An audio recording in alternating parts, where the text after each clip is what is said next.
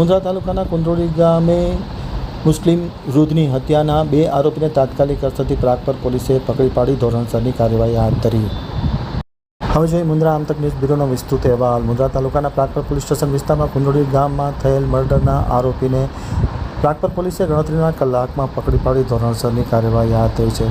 કુંદ્રોળી ગામે અબ્દુલ્લા હુસૈન પઠાણ ઉંમર વર્ષ 73 રહેવાસી કુંદ્રોળી તાલુકો મુન્દ્રાવાળાને આરોપી ઇમ્તિયાજ આસમ હાલેપોત્રા રહેવાસી કુંદ્રોળી તથા બીજા આરોપી હરદીપસિંહ અજીતસિંહ સોઢા રહેવાસી કુંદ્રોળીવાળાએ લોખંડના પાઇપ માથામાં મારી અને ઈજા પહોંચાડીથી બાદમાં તેમનું મૃત્યુ થતાં પોલીસે 302 મુજબ ગુનો દાખલ કરી બંને આરોપીને તાત્કાલિક અસરથી પકડી પાડેલ છે।